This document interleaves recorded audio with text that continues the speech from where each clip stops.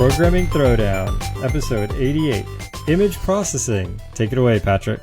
One of the things I've noticed has become a hot new trend. Okay, well, it's not really that new. A motif. Is the Netflixification of everything. Yep. That's my 20-letter word for the net. Yeah, I remember when Steam first came out, I said there is no way I'm going to buy a game on Steam where they could, take it away from me.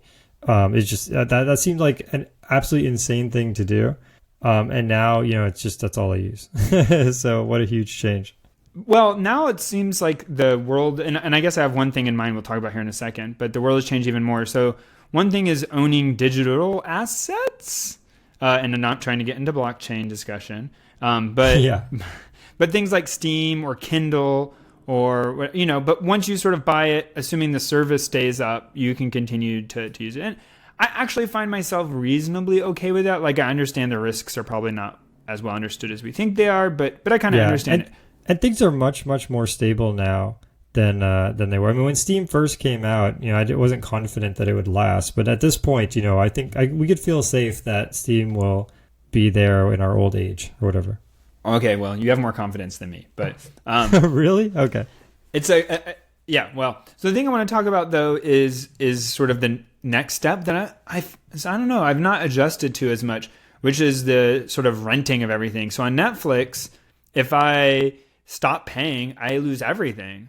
And now there's same thing, I guess, both Sony and Microsoft. I think I've tried the Xbox one. What is it called? I don't ever remember. I'm not a big sort of video gamer, so probably not the best person to talk about it. But there's they have the Xbox Gold, I think, where you get games that you can rent. Yeah, so the one where you pay is Game Pass or something. Isn't that what it's called? Oh, okay. And you pay a flat monthly fee, and then you're able to effectively just, like Netflix, rent. Oh, it even says it's described as Netflix for video games. You can rent as many games as you want. You just play them, whatever game you want to play. It installs down. But as soon as you stop paying your monthly fee, you just lose all of those. And they can lose access to it, right? So like if their licensing deal goes away, then they can no longer do it. And to me, I don't know. I guess it just depends on the kind of gamer you are. For some people, I'm sure this is a great deal. Like if you're a person who routinely spends more than, I don't remember the exact price, but say it's $10 a month. If you routinely spend well in excess of $120 a year on video games that would no longer be spent and instead be replaced with this kind of service, probably makes a lot of sense. But for me, I only play video games which are typically many years old and are less than $20, and I don't buy them but maybe 2 or 3 times a year. Then all of a sudden, it's I'm spending more, but I'm getting a lot more. Yep. I think there's also like a psychological part of this as well, which is, think about like a photo album, right? So it's like you take the photos, you put it in the album, and for that moment, you really enjoy it, and then maybe you take it back 20 years from now just to look at it, right? And there are some games like that where you just go back and look at the achievements. Like maybe you just go back and play Pac-Man for fun or something, and I guess when you go in that rent mode, you kind of go into it saying, okay, this isn't permanent. This achievement isn't permanent. Because eventually I'm going to stop this service and it's going to disappear. But now with the future, it seems that the current trend is about to be. So I'm thinking about the Google Stadia announcement.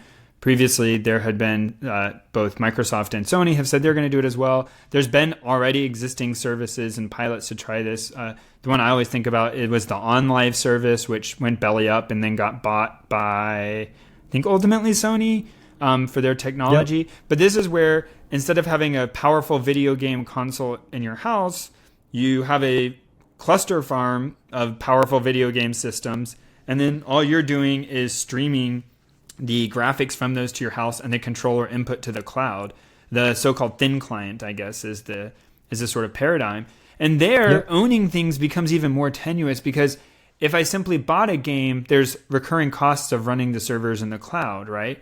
And this becomes this kind of weird arrangement. And so it almost, if this really is going to be the future, you almost have to go to a purely rental model, in my opinion, because like you said, if you want to just in 20 years decide to play your Pac-Man game, but Pac-Man needed this specialized hardware, which is only ever living in a server farm, what are you going to do? Yep. You need to pay a monthly recurring fee or whatever to have them keep running those servers and keep the lights on. And so that has to sort of be bundled in with the thing. It's a, what is it? It's exciting, but a little trepidation as well, because you're sort of subscribing to keep paying this fee. And as soon as you stop, you don't really have anything. You can't decide to save your budget this month and just play whatever you already have. Yep. I think another one really good thing about this though is, the economy of being a video game developer has just been getting worse and worse and worse, right? Think about it. A video game costs the same price. I mean, I remember I bought Mario 3 for Nintendo. My parents bought it. I was, 8 years old, and it was something like $60. And now a game costs $60.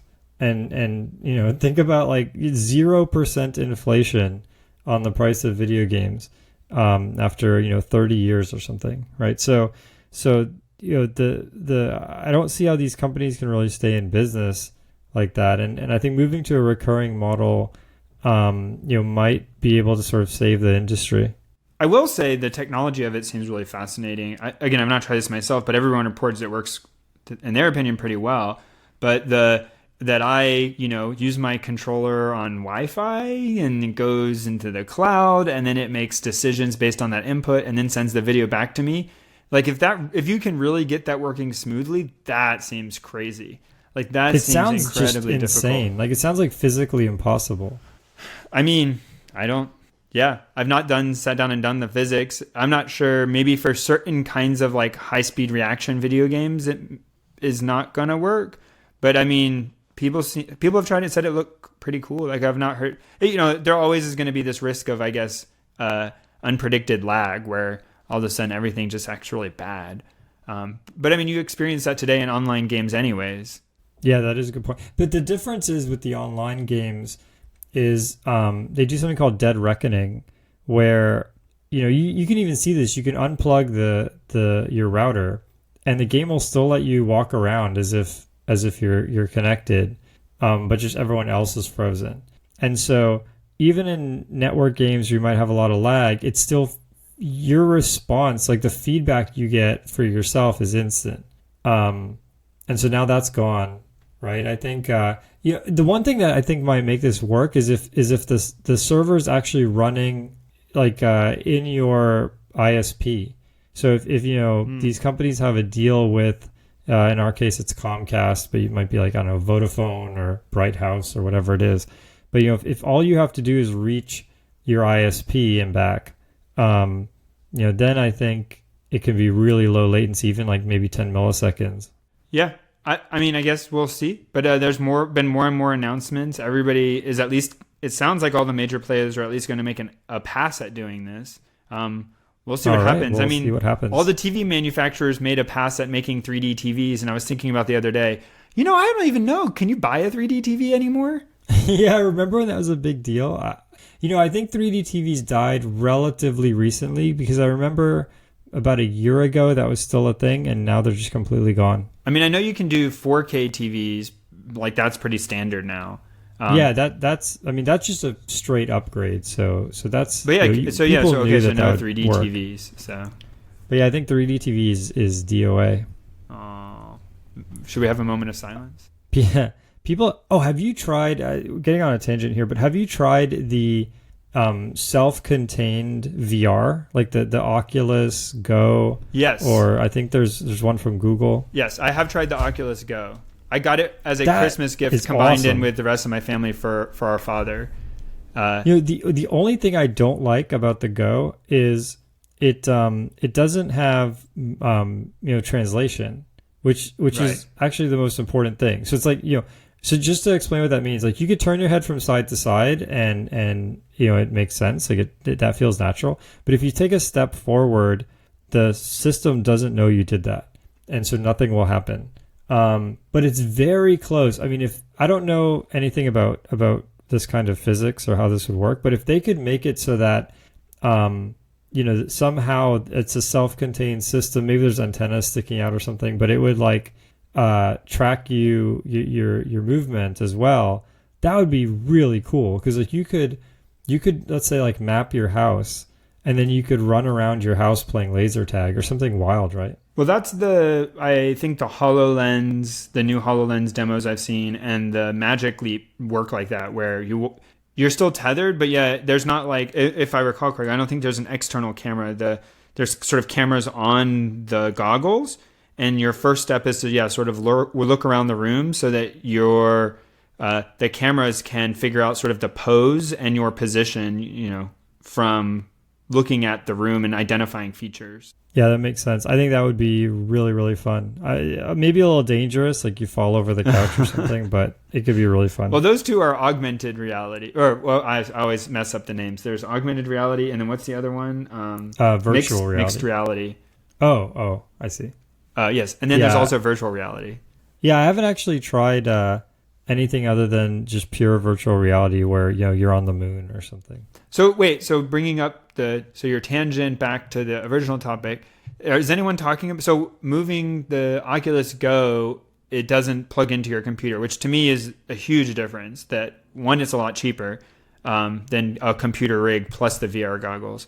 And the second thing, like, it doesn't plug into the computer, but I guess that obviously limits the current graphics capabilities and stuff.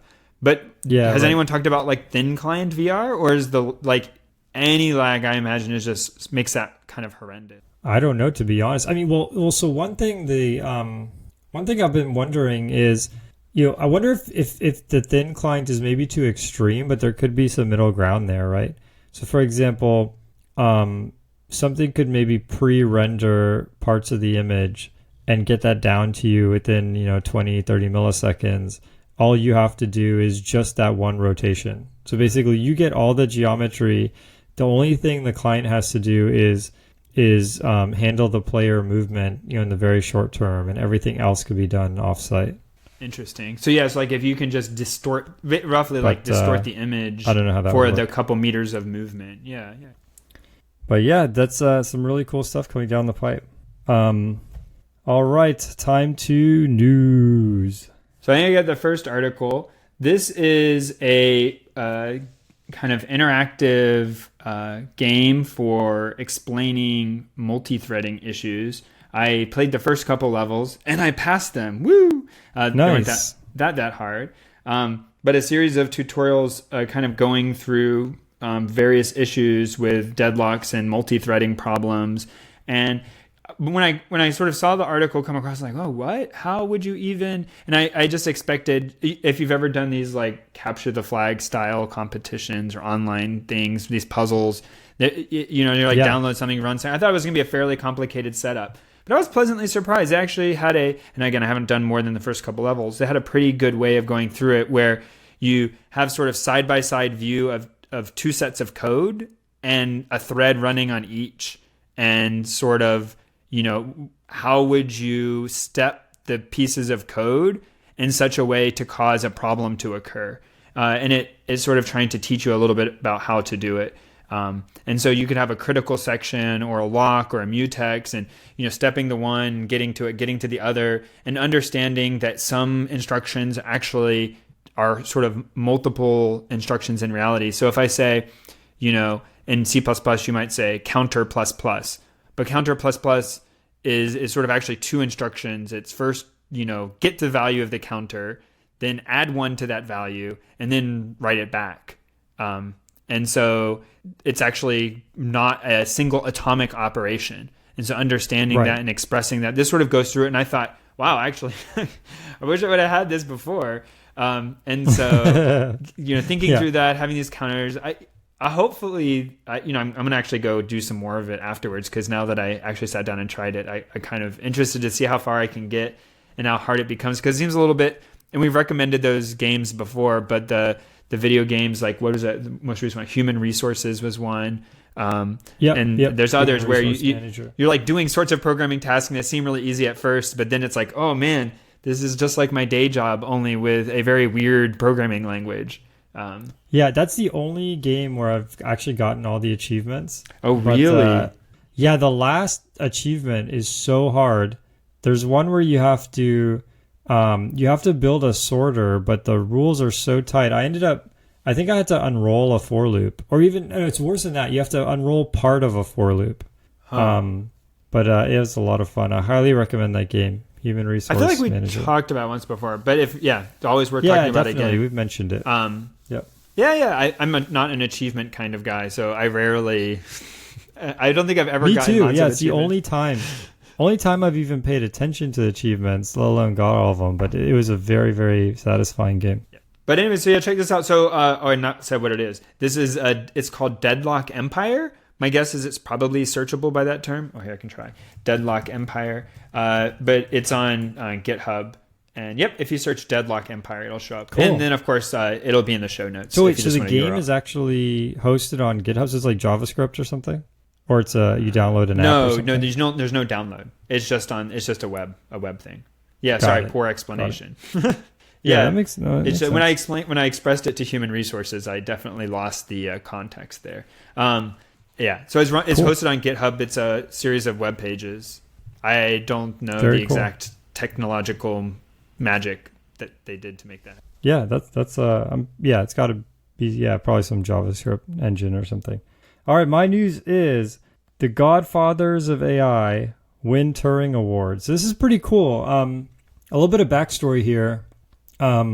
So there was a time, believe it or not, where neural networks were really, really shunned. So neural networks actually went through what we call the AI winter, and there's actually 2 AI winters.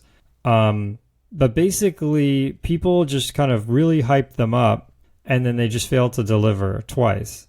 Both times there were some pretty serious limitations, and it gets technical pretty quick. But basically, people who had really good reasoning said, we need to be doing everything with neural nets. We need to do image processing with neural nets. Translation can be done with neural nets, et cetera, et cetera.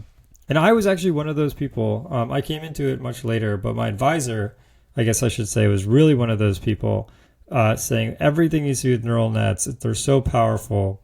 But after years and years of them not delivering, people just gave up, which is very natural.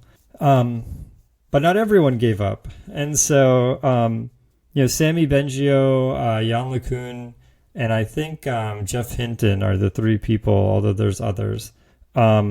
They continue to advance the state-of-the-art neural nets, and they finally got that technology kind of off the ground. And part of that was a rebranding. They switched it from saying neural nets to deep learning, which really just served as a way for people to try them again and not be bogged down with all of the baggage of all the failures of the past. But under the hood, there's also some technological advances and things like that. And so these folks won a Turing Award. For people who don't know, Turing Award is the most prestigious, computer science award. It's basically the Nobel Prize of computer science. It's just very well deserved. And honestly, I never thought I would see something like that. But I think it's amazing how far the technology has come. It's really cool. Congratulations. Yeah, totally. Breaking news, I just saw, clicking through this article, that Valve just announced they're making their own VR headset called the Valve In. Oh, man, I'm not surprised because they have the Steam VR already. So it won't be breaking news by the time the episode comes out. But it's breaking news right now. Release all the episodes. People who are watching the show live. So, by the way, if you're on our Discord, I make a little announcement before we go live. If you're on Discord, it sends a little push notification to your phone. Obviously, there's a bit of serendipity there. You might be asleep, or you might not be available to just jump on Discord at that moment. But some people are, and so if you can watch the show live, then you can find out about this right as it happens. There we go. So my next article news, it's neither of those, is a little device I came across reading, I think, some Reddit threads called the Odroid Go. And the Odroid Go, okay. I think we've talked about using a Raspberry Pi for doing emulators before, and actually came across it in that context that, hey, there's this thing that looked vaguely like a Game Boy. It's like a nondescript pocket console. Oh yeah, I see it now. And you build it up from a kit. I think it's like 40 or 50 US dollars. It looked like there was some on eBay. Like with all these things, it's always sometimes a little bit hard to find out exactly how you would acquire them. And it has Odroid in it, which I'm not exactly sure. I don't know what that is. Places. And it has like a sort of Android logo, but I don't think it has anything to do with Android. But what this Go does allow you to do is it is an emulator, and I guess that's cool, having played with that, be legal, but, emulators. And the thing that I saw it for is that the chip on it I had come across before is this chip called the ESP32, which is an ARM Core 32-bit processor, but it's famous for being like a really cheap Wi-Fi device. And I don't know that if they have the Wi-Fi ability in here. I assume they do. But what they have for it is the Arduino IDE. So you're able to use the Arduino IDE and the Arduino libraries, which sort of act as kind of like a wrapper around a lot of pretty difficult things to do normally with embedded programming. And what I got sort of interested in was with this hardware and a screen and the thing that always takes so long, figuring out how to sort of hook all of that together with example code. This becomes what, if you've heard Jason and I on many episodes in the past, we've talked about how we got into programming, and a lot of it involves, and this is common with a lot of people I work with, programming on the calculator, programming in QBasic or some form of BASIC where there was like a put pixel, and making some form of graphical, interactive, you want to call it a game, maybe it was a game, maybe just a little sort of playing with cool procedural graphics, simulations. Yeah, exactly. And here's a device that is, but I don't think people can do that anymore because you can't from your phone really do that. You hooking up your phone and getting the whole, Android development environment is actually a very sort of large task, like even to do relatively simple things. But here, definitely, I think this, if I had to look across, this seems pretty close to how I felt about developing sort of little interactive games on my calculator, where there's just really simple low-level ways of just writing out text, and you have just the sort of Game Boy style buttons. And the kind of good thing here, it looks like I don't have one myself yet. I'm thinking about getting one to try it out, but it looks like there's enough examples. So, for instance, they've implemented Flappy Bird in the Arduino stuff, and that feels like something you could go in and modify and sort of have enough starting there where you could get going without worrying about the tons and tons of overhead setup. If you have a cell phone, I think you can do that too. I feel for me almost this is one of those things. I'm not an artist, but you hear artists talk about that sometimes creativity comes from the sort of restrictions. What you don't have, the more freedom you have, it almost becomes pretty difficult. It's a focus. Every restriction is some type of focus. Yeah. And so I feel this is a restrictive enough environment, whereas like a phone, you might be tempted to try to do something sort of insane with multiplayer gaming, and it's just like here, it's like, look, this is ridiculous. You're not going to do that. And so by that, you're limiting what you are able to do. And I think it would be a pretty cool thing, because I know for me, looking back at how I got started and other people, I think having access to something like this would have been like amazing. Yeah, totally. So I looked it up, and the Odroid it looks like a competitor to Raspberry Pi. Okay. So it's running, ARM processor. It looks like it supports Arduino and all of that. But it's way heavier weight than Arduino. It's like 4 gigs of RAM. Yeah. It's basically the specs of a Raspberry Pi, but with sort of like a ARM. Actually, Raspberry. An ARM instead of a i386. Also, the Odroid looks like it has much better GPU than the Raspberry Pi. But yeah, I mean, so running Linux on it and doing something, yeah, maybe. But I don't think, to me, this Odroid Go one, they're showing here examples in MicroPython where you can blink the LEDs and put text onto the screen that's included and bundled with it. Here's a way to have an access point server where you could, basically go to the device and toggle an LED on the device from your computer. I mean, this seems like pretty cool stuff. Yeah, totally. So pretty easy way to get started. That is awesome. Yeah, it's not too expensive either. The base model is about, looks like $49. So it's not too bad. Worst case, if you're tinkering out there, you fry it, you're not losing hundreds and hundreds of dollars. So, all right, my news is, this actually blew my mind. And I feel like, I know a lot about terminal programming. I wrote Eternal Terminal, so I don't think I know everything, but I know a lot about terminals and how they work. And this completely blew my mind. So there's there's something called Sixel, Sixel, and those are ANSI codes you can type in to draw images on the terminal. So like right now on your terminal, you could just draw a picture of a cat. That blew my mind. Like, I mean, just the idea of just being able to just draw a picture. I mean, like, it just shocks me actually that, just more console apps don't do that. Like, why don't console apps, just draw pictures, instead of doing ASCII art, right? It is very cumbersome and kind of weird looking. So that's probably part of it. I mean, by weird looking, I mean the API.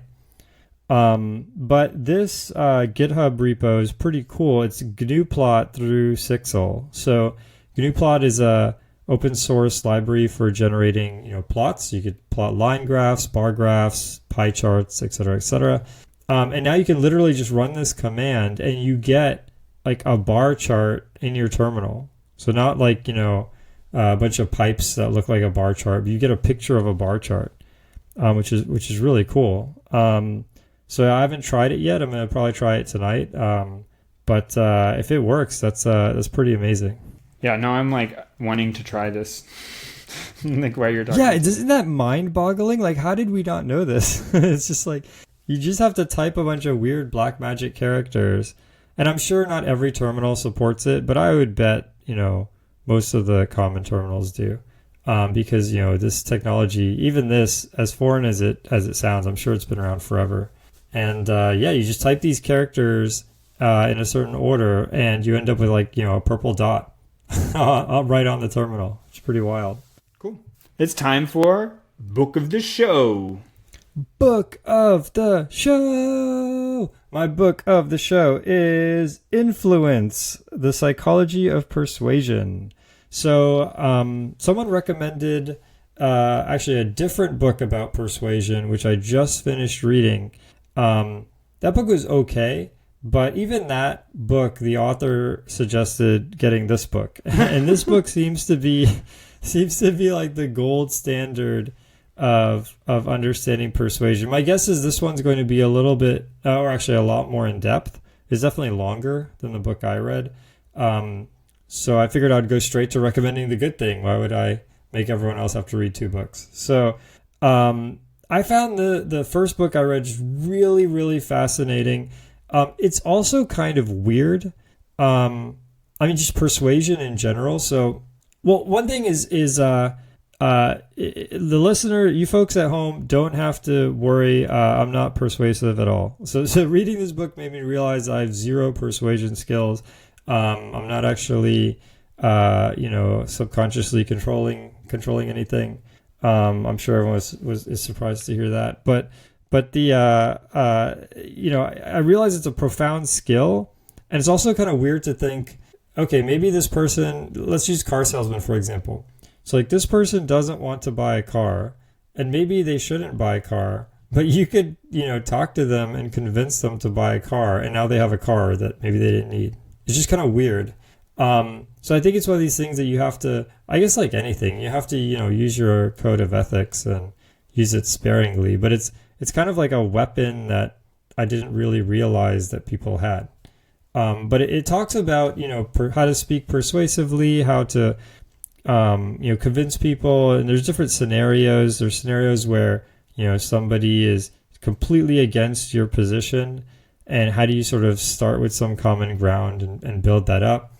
There's scenarios where somebody someone basically wants something, but maybe not enough. So maybe the person wants to buy a car, and you're a car salesman, and you need to get them across the finish line.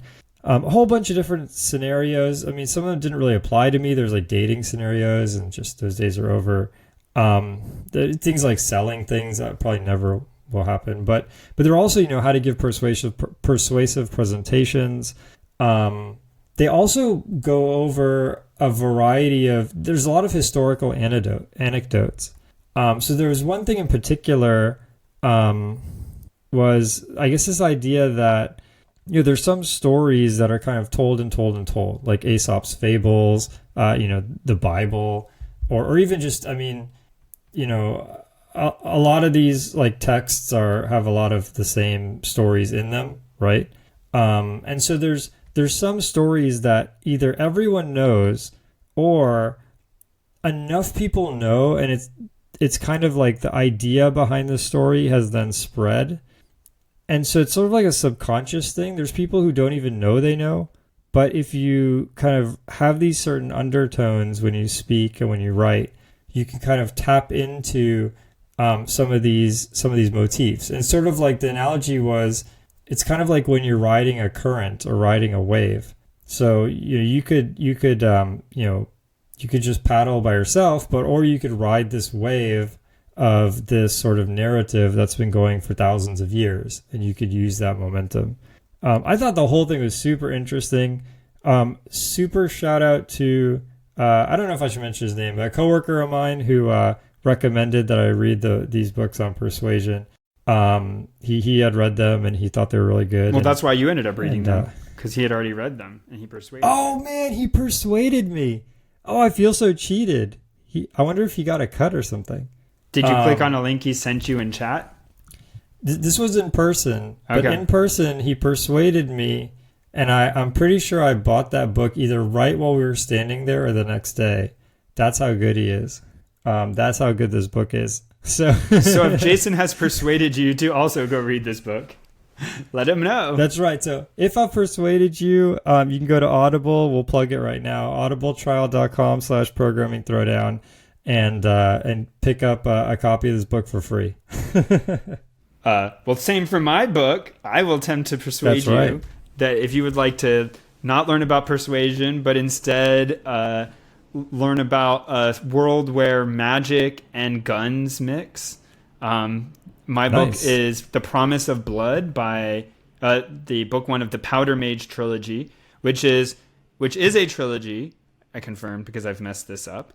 The trilogy is complete and out, so also checked on that.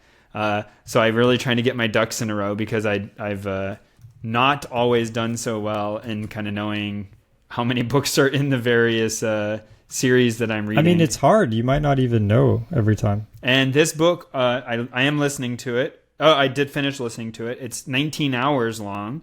And like I said, this is a book where there's actually several kinds of magic. Several, I don't know if you call them, they're not called wizards. There's several different sort of whole forms of magic, and different people have access to kind of one of the forms of magic, and they're able to do various things. And there's this book, some books jump in and try to explain everything that's happened in the world and get into it. This one sort of just jumps into the middle of things. And for a while, you're kind of just left trying to figure out what the various things they're talking about are. But I thought it was an interesting departure. I haven't read a book in a while. The other one I've recommended, the Lightbringer series, also has guns in it. But it's kind of an unusual thing. You don't often see sort of both magic and guns. And so is it just guns, or is it more broad? Like there's is it like steampunk plus magic? Kinda, yeah. Or is it just like total medieval fantasy? No. Definitely kind of like, I would say, yeah, like steampunk magic. That's a good call. Yeah. Okay. So there are some references to steam engines, but people don't go. They're still riding around in carriages, so it's not like medieval per se. Yeah, right. And this one is interesting because not only does it kind of have just guns in it, but actually gunpowder itself is used in sort of some of the kinds of magic. Like it's a kind of magical substance. Oh, but as far as I hear, reminds me of Full Metal Alchemist. Oh, I have not. Maybe it is. Maybe it's like they just lifted that as idea. I don't know. I don't know what Full Metal Alchemist is. I'm sure that trope has been around. But yeah, that's cool. But yeah, I thought it was pretty interesting. Again, I don't want to spoil so much of the plot, but it wasn't. I personally didn't find this an especially deep read or a particularly. This sounds really dumb. A realistic magic system. Like sometimes when... Well, no, I mean one that like fits Newtonian law in a sense. Like you shoot ice and then the ice could turn into water or something. Ah, sure. Like yeah, that would be a good example. Yeah, like, oh, I make magic ice and therefore it doesn't melt. And it's like, oh, come on now. Yeah. No, but not referencing any Disney movies. Yeah, I guess like you said, it's like it kind of has like what seems to be a little bit plausible. But yeah, I found this one to be good and interesting. But to me, some magic systems are explored in the sort of socioeconomic impact that it would have. Like, oh, if you had this skill, you would enter into this kind of trade, or, you would be desired because you'd be really good at these kinds of tasks. So like in a world where there were magicians who could remove friction between two objects, like you would never use oils or bearings if that magic was common, because you would just have magicians decrease the friction of the thing you need. That's not in this. I'm just making up a imagined example. It's like, oh, okay, this is sort of I would consider that kind of like a realistic or a, kind of hard magic book where you're trying to kind of really think through the implications of everything, not just have like a good story where there's magic. Yeah, it's kind of like in the Final Fantasy video games. It was always interesting how, everyone has access to a life spell, but then the major characters will die as part of the plot. And it's kind of like you really have to suspend disbelief to absorb that. Oh, I never thought about that. Wow, you're right. Like, yeah, it's just like, why don't you they just can cast die in life battle, but then like you could bring them back. But then like they could die outside of a battle and you can't bring them back. Yeah, there was actually one Final Fantasy game, I think it was Final Fantasy 3, where somebody dies and the person casts life and then life 2, life 3, and re-raise, and none of them work. And I thought, okay, well, that's at least an homage to this. Cool. All right. If we didn't persuade you to buy our books, you can still help us out by joining our Patreon and being a patron. You get a super fast RSS feed. The downloads are much better. And also we, kind of take that money and we figure out ways to get more people to listen to the show, which helps them out. I actually talked to, there's a person who just happened to be in the Bay Area, and they reached out to me and they said, hey, did you want to meet up? And I said, sure. I said, so we ended up meeting up, and I had a really great conversation. It was actually just really touching that, this person was not a CS major or anything like that. Completely different discipline, still in the sciences, but, a totally different science. And, they're listening, they were kind of, what's the word? They're dabbling in different, fields. They're doing contract work and things like that. But after they listened to our podcast, they realized that really what they want to do is programming. And so they kind of taught themselves. I don't know exactly. I should have asked what sort of lessons they took and things like that. But they taught themselves from scratch, and now they're working at a tech company, and they said a lot of it was because of our podcast, which is awesome. So we're gonna try and reach as many people as possible, and that the Patreon patronage helps us do that. So I appreciate it. All right. Well, moving on to tool of the show. Tool of the show. I have two tools of the show. Hey, that's cheating. These are pretty geeky. One is called Pulp, and the other is called PyBnB. So Pulp is actually, I don't know what the U is, but it's Python linear programming, and PyBnB is Python branch and bound. And so I'll explain what these are. They're pretty cool. So there's a lot of problems where it's kind of like solving a maze, right? So you start at the beginning of the maze, and you just kind of, there's not like a formula to solve a maze. You just have to kind of try it, right? So you have to just, and you can imagine even if you do this in one of those, placemats they give you at a restaurant or something, you're just kind of drawing the maze, and you kind of get stuck, you backtrack, you get backtrack again, and it's like, okay, now I found my way out. And there's just a lot of things in computer science that have that phenomena where you're kind of searching, right? So imagine you're doing, a common one is the traveling salesman problem, where you have to, kind of visit different nodes and things like that. I won't get into too many details, but Sudoku is one of these problems where you want to put in these numbers, and at some point you get stuck. You put in, let's say, 2 ones in the same row, and it's like, that's not allowed. Or you're in a position where you can't solve it without putting 2 ones in the same row. And so you have to back up, erase some of your numbers, and start over, right? There's many things that fall into this category, and usually they have one of two forms. They either have a linear form, which means you can represent it as a linear equation. So I'll give you an example. Let's say you could have horses and you could have chickens. And the horses, you can sell them for $20. The chickens you can sell for $15. But there's other limitations. Maybe you can only have 4 horses, so on and so forth. So you could describe this as a set of linear equations. So you can say, X is my horse, number of horses, Y is my number of chickens. And you can say, okay, X has to be less than 4, and X times 20 plus Y times 15 is how much money I'm going to make, right? And you can plug that into a linear solver, and it will say, infinite chickens. So you have to have the limit on the chickens. Let's say chickens less than 10 or something. And it would say, let's get as many horses as we can and then start filling in chickens. So you could also say the size of the animals and add those together, right? And so as long as you can keep everything sort of linear, like a set of just these linear equations, then you can use pulp very, very fast. And so you can represent so many different problems using linear programming. You can actually represent Sudoku using linear programming.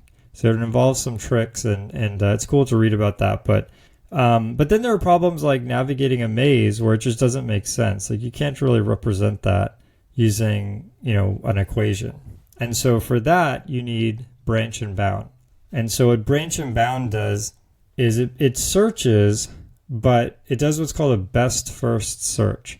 So the idea is, at every point you say, okay, I don't know if this, is going to take me to the goal or not. Like I don't have a guarantee of that, but I have a hunch. So maybe, if there's 2 directions you could go, and one direction is heading towards the exit, and the other direction's, heading away from the exit, you might say, well, I'm gonna head towards the exit because that just generally seems like a good thing to do, right? And that's branch and bound. And so the trick here is, if you can get the linear programming solver and the branch and bound solver really, really, really fast, then you can kind of change the game a bit. Like you can just say, okay, I have this problem. If I can represent it in this way, then I can take advantage of this solver this person spent so much time on. And that's basically how these work. So there's people who their entire job is to figure out how to take some problem and turn it into a linear programming problem. So I was talking with a friend of mine who works at Uber, and they actually model the decision to match drivers to riders using a linear program. So I don't think they use pulp exactly, but they've been able to take that problem and represent it using LP. So that's just one example. But these are really, really good technologies to learn. They're definitely, on the more advanced side. But these 2 libraries in particular are in Python, which makes them pretty accessible. And they have good tutorials and things like that. Mine is not nearly so geeky. I'm on theme. I'm on theme, though. Mine is an iOS app. I'm sure there are probably equivalent kinds of apps for Android, but this one on iOS is really nice. I've used this one personally, and it's called Halide. And what this is an alternative to the built-in application, the camera application on the iPhones. And the built-in camera application is really good. I mean, I like it. The iPhones takes good pictures. I think almost all I used to call top of the line phones take really good pictures now. But there's a fair amount of, I don't want to say guesswork that they do when you take a picture. You have to make a lot of assumptions, right? Because there's a lot of trade-offs in taking the pictures, and you don't want to bombard. You want to whip out your phone and be taking the picture within a second or 2. And if you had to configure 13 different parameters, well, that's not really good. Yep. And so the default apps, that's sort of their prioritization. 100% makes sense. But it turns out the sensors have been getting better and better. And so there's actually a lot of whatever you want to call latitude that you can do. And this Halide application is one you can bring up instead of the normal one, where you are able to take raw images from the camera. So the camera API support Oh, giving the sort cool. of full bit depth image, at least on iPhone. I'm sure something, again, exists on Android, but on iPhone, it allows you to take the full raw images. And when you take them and you look at the picture that's been taken using the Halide app, it looks kind of bland. Like it doesn't look like the colors don't really pop. It doesn't look that good. But it's okay to. I'll spend a little bit talking about this because it's actually on topic. That when the image when the image is taken, that a normal JPEG has what we call like a bit depth of 8 bits, which is there are at each location in the image there's a red, green, and blue value, and that can be 0 to 255, 8 bits for each of the three. But in reality, the image sensors can sense more color than that. They can often sense 10 bits, which is 4 times more colors than 8 bits, or sometimes even 12 bits, which would be 16 times more than the 8 bits. And the problem, though, is the sort of common image formats, people's displays, those are all almost universally 8 bits.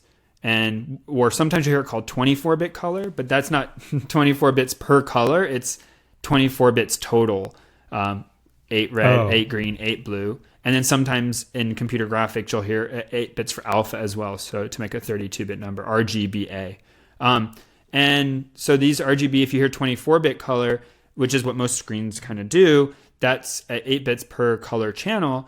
And so this one can do more, but it can't display all those 12 bits at once. So you have to, if you effectively think about like a number line, the number line is really big. You either have to sort of normalize it down where you get what you want to call like quantization errors, where if you're only 1 bit apart in the original image, you just collapse to the same number, right? So you collapse the entire range down to a smaller range. But you can also do, which is if you've ever seen this sort of high dynamic range imaging kind of stuff, you can also bring down various parts like, oh, the really, really bright pixels, I want to bring those down, but I want to leave all the rest of the image the same. And so if you imagine taking a picture like of a forest and a sunset, the forest would probably be in like shadow, but the sunset's going to be very bright.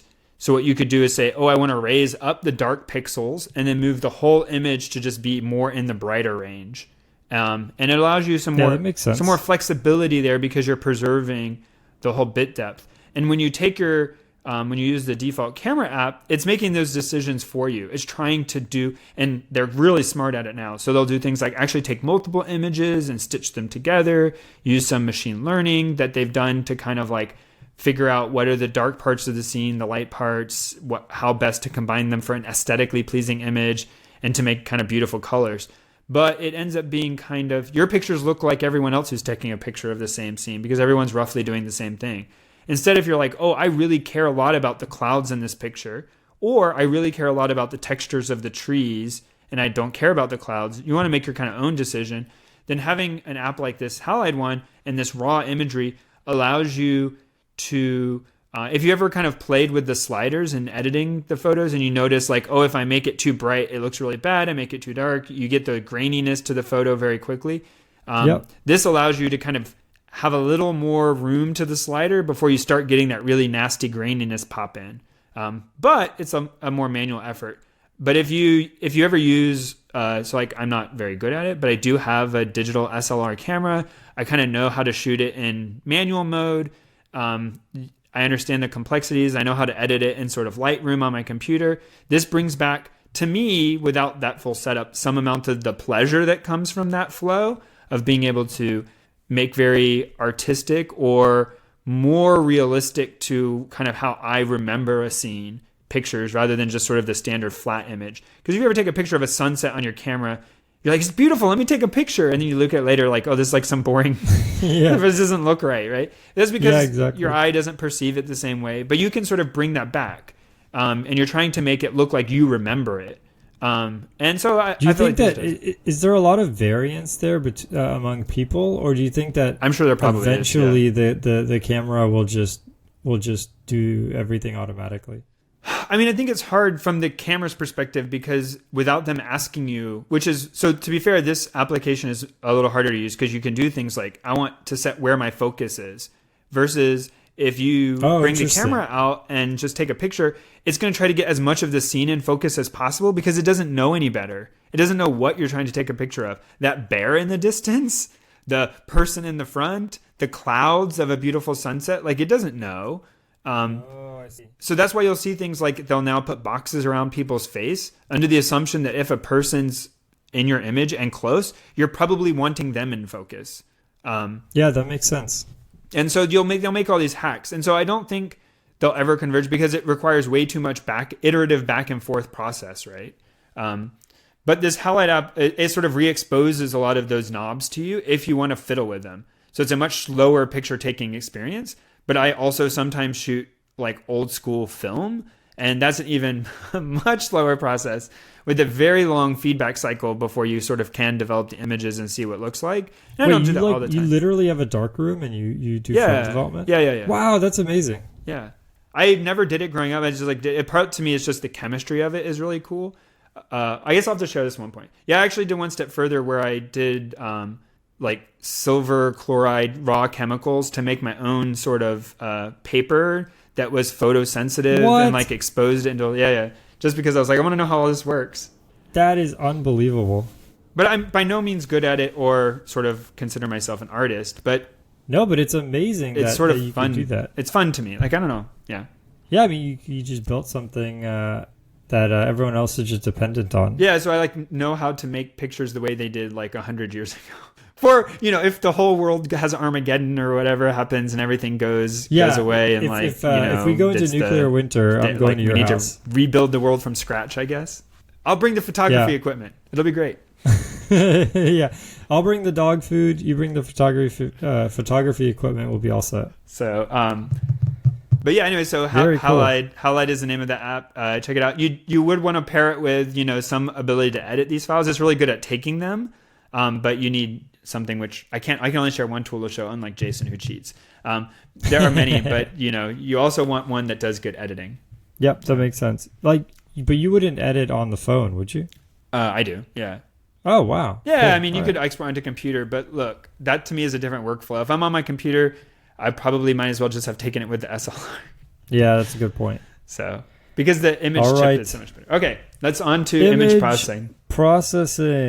I could get started here. So I think one thing a lot of people don't realize is just physically what's kind of happening when you take an image, right? So I mean everyone knows about I'm sure everyone knows about photons. You have the sun, it's a big ball of light. It's sending out tons of photon energy. Those photons are bouncing all over the place. You can have light bulbs doing the same thing. And some of these photons bounce and hit you in the eyeball. And so what happens is you have these photoreceptors that let's say integrate or accumulate these photons. And so if more of the photons are hitting these receptors at a faster rate, then they are just more excited, right? And so that ends up turning into some electrical charge, which then your brain kind of post-processes and turns into an image, right? So a camera doesn't actually work that differently. The way the camera works is photons are also coming in and hitting the camera photoreceptors, and then there's these kind of like wells. Think of it as like little U's, and photons are coming in from the top, and they're hitting this U, and because it's kind of a U shape, it's sort of trapping the photons, almost like a crab trap or something. Like these photons are getting kind of trapped in this well, and statistically, it's just very difficult for them to be able to bounce out. And so then what you can do is you can measure basically how many photons are trapped there. So that's at a really high level, what's kind of going on. So now you have sort of I guess this is probably even more raw than the raw format in the iPhone. It was extremely raw. This is the amount of energy that I've captured with this photoreceptor. And then typically what you're going to do is you're going to, kind of turn that into, a more simple kind of integer, discretized image. So you're going to, take these quantities of energy, this 2D field of energy, and you're going to say, okay, this spot right here is relatively really bright, or maybe you have some absolute point of reference. You say, okay, I want that to be 1.0 if you're, or let's say 255 if you're doing 8-bit, and then say, okay, this point right here, there's very little energy, so it's going to be my 0. Everything else is going to be somewhere in between, and boom, now I have some image. That's sort of the raw image. But there's a lot of regularity in that. I mean, there might be, let's say, a wall which is completely white. So if we have to store 255, 255, 255, 255 like next to each other, that's going to take up a lot of space, but there's not really a lot of information there, right? I mean, imagine like having a huge file on your computer as just all zeros, right? Because you haven't filled any of it in yet. I mean, it's kind of a waste. So there's a whole bunch of different compression techniques. They take into account, it could be, some of them are, draw inspiration from the way files are compressed and things like that.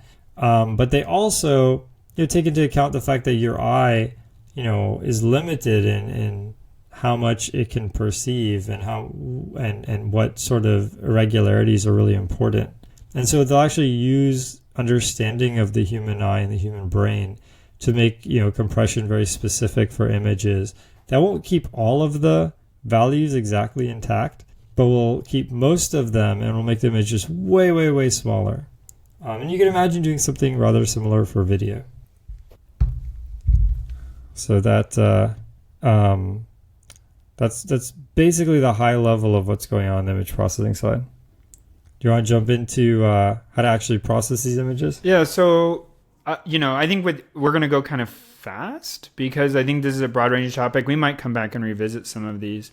But once you if people are interested, let us know. If there's something that you want more depth on, just shoot us an email or ping us on Discord or something. Yeah, I'm pretty sure Jason just glossed over several textbooks worth of. So once you have some in some digital form, you have the data that's been captured from your photo sensor, or you have a file that's been stored and you've recovered it. You've loaded it back up again. You get into this sort of world of image processing. We were talking about, in my tool of the show, we were talking about sort of raw image versus already having it in 8 bits. What is that process? I mean, all that is part of image processing. How do you do white balance? So it turns out, our eyes see white, that if you measure it in a sort of strictly photon color energy sense, is not white, the same white in every case. But cameras are more sensitive to that. And so they'll have a tint where certain scenes will be green or yellow. And how would you adjust it to make it look like I was sort of expressing before? One of the things is like, you want it to look like the person thinks it looked like. So if you just showed, hey, here's the scientifically measured thing the camera gave, people are going to go, oh, this is a really crappy picture. Why is my picture outside, really red? Well, there was a lot of IR content from the sun. People are going to be upset, right? And be like, well, but it wasn't red. And so there's all these techniques for, like Jason was pointing out, just like with compression, for even just other things where you want to adjust how a picture aesthetically looks so that it's what people sort of perceive, not just what is scientifically measured. And so image processing, we're going to talk about other things, but in part is about understanding how to reconcile the real world to what do you call that? Is that physiology? The sort of like how human brains perceive things. Yeah, totally. So that's one thing. Another thing, and all these things intertwine and use each other, but at a high level, you get this sort of where you want to do filtering on an image. So people will talk about, I need to sharpen an image, or you can give me things like, I want to find all the edges in the image. So Jason talked about for compression. Maybe you want to say, hey, I want to preserve the edges, but in areas where there's no edges, maybe I just like make it all a single color. Not a great idea, but an idea. And so you want to find, edges in an image, or what if you wanted to blur the background of an image, but not the foreground? These are common operations people sort of think about doing. And some of them have higher level goals of why you would do those filtering techniques. But there's a couple ways of sort of accomplishing them. One of them is applying, you could call them sort of kernels. They're sort of like a set of values where you want to kind of do an element-wise multiplication and then sum it up. And a little hard to explain, I guess, with words over a podcast and not spend a ton of time. But roughly you're taking at each physical location on the sensor, you have the values that were recorded there after some processing, and you want to go through each of those locations. But as you move, if you think about sort of moving along the row, moving through columns in a row, you're sort of moving left to right in the image, which is a representation of left and right in the real world. When you move down columns, then you're moving down in the real world, right? You're sort of moving in the same spatial sense as the picture itself was. And so, for instance, if I blurred the first 50% of rows, but not the last 50% of rows, the top of the scene would be blurred, but the bottom wouldn't be. Doing those kinds of processing are things that take place in the spatial domain. And there's a whole slew of various techniques for doing things, like we were talking about, sort of like edges exist in the spatial domain. They're like, you can sort of say, hey, if I have that something was all one color and then it changed to another color, that's an edge, and I could sort of, try to detect that spatially.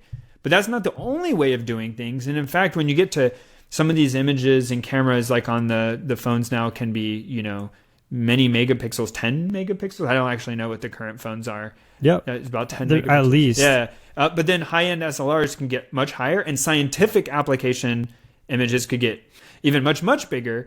And so as the megapixel count goes, well, just as the pixel count goes up, every time you're moving in this sort of spatial sense, you're slowing further and further down. And so you get a lot of GPU involvement in doing this processing. But sometimes you want to do hacks by not moving through every pixel location. And one of the things you can do is switch to the frequency domain. And we've talked in the past about the Fourier transform and roughly how that works. I believe we have. But once you convert from the spatial domain into the frequency domain, there's a whole different, I don't want to say language isn't the right word, but a whole different technique for how to apply the filters. So now we talk about things like, if I removed all of, Jason was talking about before, if you have an area that's relatively uniform, you could just sort of like,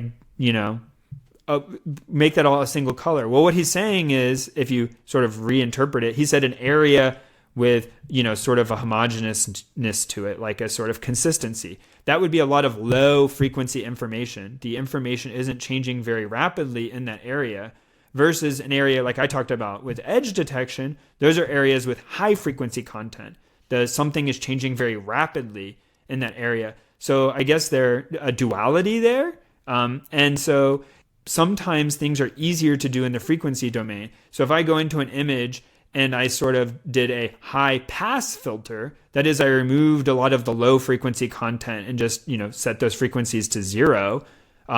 You at certain frequencies probably wouldn't even really notice that, but it's less information I would need to store. And so I would achieve some form of compression, image compression, by reducing the amount I needed to store.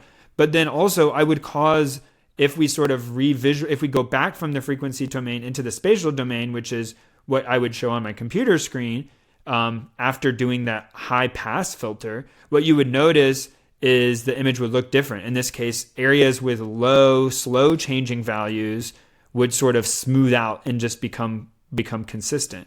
You could also do the reverse. You could do a low pass filter and get rid of high frequency content, and that roughly kind of works as like a blur, where things get averaged out over an area because the frequencies are not the values aren't able to change very quickly. They can only change over long distances. I think the one thing about the frequency domain that's kind of hard to grasp, and I'll try to explain it over over audio as best as I can. But it's really hard to understand, like, what do you sort of get when you convert to the frequency domain? And so I could talk about, like, let's say like a cosine transform. So let's say you have an image. So what is that at the end of the day? Let's just take a black and white image or a grayscale image. So you have basically a lattice or a field of numbers. And so in the top right, you have, let's say, 255, and that means that in that area of the picture, there's something really bright. And so you can imagine looking at some picture and seeing and breaking that picture down into pixels, and each pixel having some brightness. So that seems pretty intuitive, right? But then what's happening with the frequency domain, you still have an image. So you still have a field of pixels, but those pixels aren't arranged spatially, and they don't really represent the same thing, right? So you have this whole sort of geometry of this photo, right? But you could have a 2D field of anything. So in other words, let's say you watch television and there's different channels on the remote. So there's channel 1, channel 2, channel 3. And let's say you were to just put a number based on how much you enjoy that channel. Okay? So you really love channel 24 and you really love channel 32 and 58, right? So you can imagine just having this array and having just a set of numbers there. And you can imagine even if, I mean, it's kind of a weird thing to think about, but there are some TVs that have sort of almost like, I guess, 2 dimensions of channels in a sense. So you can have like a channel 2 and then a 2-2. And so now you have this sort of also this lattice or this field where you have channel 1, 2, 3, 4, and then going down, that's going across, and then going down you have channel 1-1, 1-2, 1-3, 1-4, almost like an Excel spreadsheet of channels. And at each one you have some number for how much you like the channel. So pretty much anything can be represented in, like, let's say a spreadsheet or matrix or lattice, right?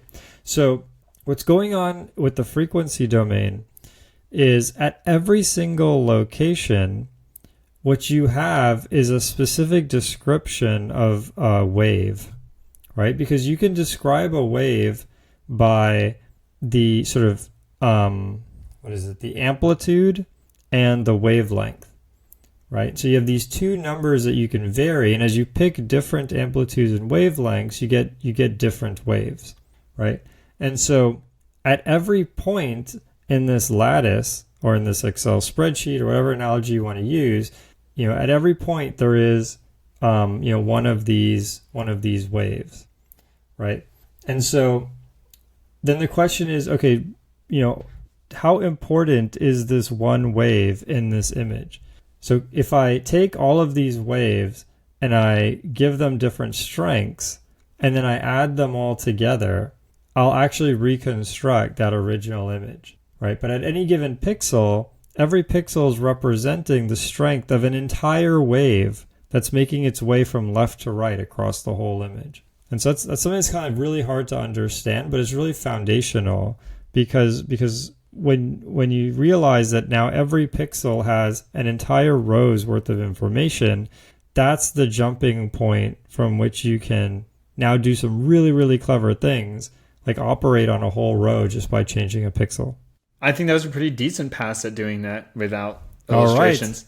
All right. I tried my best. So just, trying to speed it up a little so we don't get this too long. That's kind of various approaches to filtering. You also get roughly things which I just kind of called computer vision, which is not just filtering or aesthetic improvements, but you might use some of those filtering things to perform image classification or recognition. I think a lot of people think about this as what you might call like the stereotypical image processing case. Like, how does a computer know a picture of a cat is a cat? That's crazy hard. And there's many, many different ways of doing it, whether you're recognizing something you've seen before or recognizing other things. There's also tracking. So I have some object in an image and I don't know exactly what it is, but I want to track how it moves over time. Is another task that becomes using a lot of these techniques of filtering and cropping down the image and looking for changes over time. Something that you can do.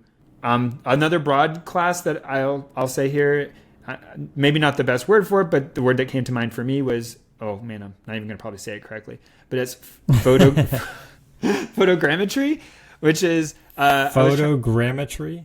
Yeah, so what I was trying to say, this word, which I had seen written, but I don't think I've ever heard anyone in real life use this word, is like using photos to measure things. So, in the classic crime scene photo, you have like they lay down the ruler next to the shell casing or the puddle of blood, and then they take a picture of it. So later they can, compare the lengths on the ruler to how big the puddle was or how big the shoe print was. And so just making measurements off of photos. But what I meant by this is a probably butchering of the use, but a lot of things where you get I strap a camera to the front of my bicycle, and then I take a picture. 1 second later take another picture, and if I compare those two pictures, I can see things that have moved, and then I can begin to understand the shape of the world around me, and that's called sort of structure from motion. With a single camera, you put two cameras next to each other, and then you can begin to try to reconstruct depth. So when you have two cameras next to each other, just like your two eyes, you get an effect called parallax.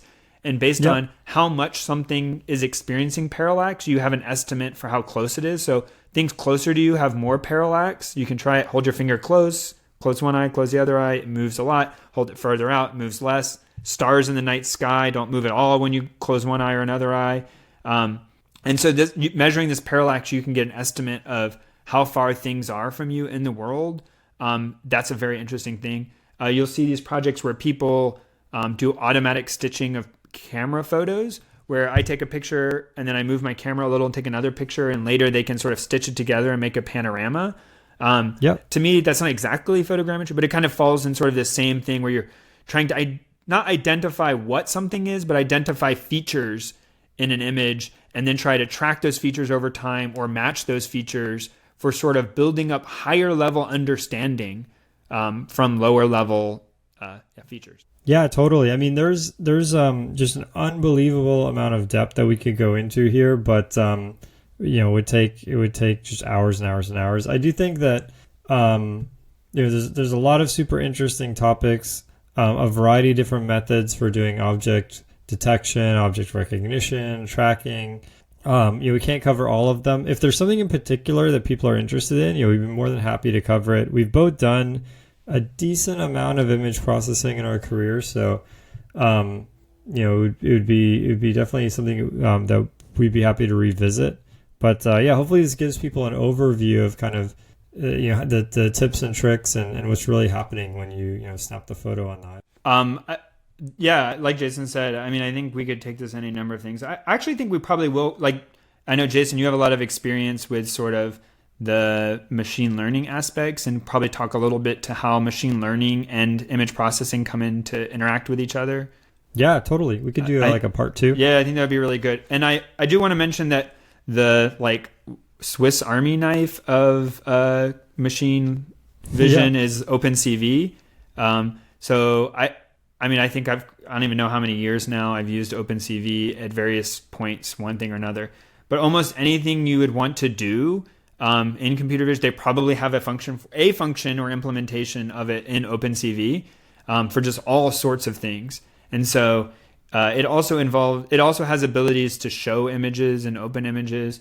And it's not the only thing for doing that, but it does have many, many advanced algorithms as well as a lot of basic algorithms. And that's available, I know, for both Python and C++, and I'm sure has bindings for other languages. Yep. Yeah. OpenCV, if you're willing to invest the time, is amazing. I mean, it's got everything. It's insanely fast. They have all these sort of specializations for if the image is floating point, if it's different formats of images, it handles them in the most efficient way possible, and all of that. Two libraries that are a little more for beginners. There's Python image library, which is quite good. It can do some basic things like edge detection, dilation, things like that. There's also SciPy ND image, which is really interesting. I don't know why they made this such a focus, but it supports arbitrary dimensional images. So you can have a 27 dimensional image. The only thing I've ever found that useful for is for videos, because you could think of a video as a cube, where it's just a set of images that are kind of stacked up, in a third dimension, right? But both of those libraries are in my opinion, are more accessible. But if you really are going to be serious about image processing, grabbing a good book on OpenCV or diving into the tutorials is definitely the way to go. That library is fantastic. Just a random bit of trivia, but I think that so OpenCV wasn't invented in Willow Garage, but it was basically productionized at Willow Garage, which is just like a hardware hacking place that shut down, I guess about 4 or 5 years ago, but it was pretty famous for doing all sorts of crazy robotics. All right. Well, till All next time. right. Yeah. It's been great. As I said, there was a chance to kind of meet with some fans and things like that, which is awesome. Keep writing in, keep giving us your ideas, your show, show ideas and other things. We'll love to hear from you. Our next episode, the thing about interview episodes, it's never a guarantee. It could always fall through, but fingers crossed. It should be fine. We're gonna have a really cool interview coming up next month. Really excited to get to it, and we'll catch you all then. The intro music is AXII by Binar Pilot. Programming Throwdown is distributed under a Creative Commons Attribution Share Alike 2.0 license. You're free to share, copy, distribute, transmit the work, to remix, adapt the work, but you must provide attribution to Patrick and I, and share alike in kind.